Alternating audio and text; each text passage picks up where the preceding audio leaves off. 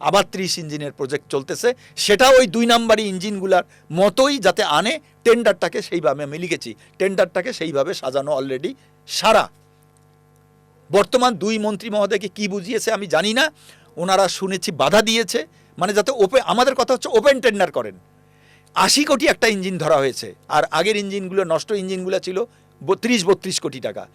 আপনি 80 কোটি টাকা দিয়ে এমন স্পেসিফিকেশন রেডি করতেছেন যাতে ওই হুন্ডাই আবার কাজ পায় বা চাইনিজ কোম্পানি আবার কাজ পায়। তাহলে 80 কোটি টাকা দিয়ে ভাই আমি যে আমেরিকান ইঞ্জিনও তারা বানায় দিতে পারবে, স্পেন বানায় দিতে পারবে, ইউরোপ বানায় দিতে পারবে, অস্ট্রেলিয়া বানায় দিতে পারবে। আপনি সেদিকে যাচ্ছেন না কেন? আপনি ওপেন টেন্ডারের ব্যবস্থা করেন, যে কাজ পায় পাক, যদি চায়না পায় পাবে ওপেন টেন্ডার করে। কিন্তু আপনি যদি সিলেক্টিভ করেন, টার্গেটেড করেন, যেমনভাবে শর্তই ওইভাবে দেন, শর্ত দাম বেশি থাকবে কিন্তু অলরেডি টেন্ডার ডকুমেন্ট অনুমোদন দিয়ে ওই ক্লোজ শর্ত দিয়ে শুনেছি অলরেডি এডিবির কাছে পাঠানো হয়ে গেছে।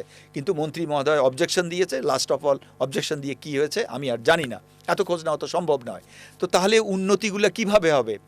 ওই যে কোনো না কোনো দেখেন কয়েকটা সাপ্লায়ার আছে, মানে রেলের মাল সরবরাহ করে, ইয়ার্স টুগেদার, যুগ যুগ ধরে করতেছে তারাই রেল চালায়, হাস্যকর লাগে না? তারা মন্ত্রী চালায়, হাস্যকর লাগে না?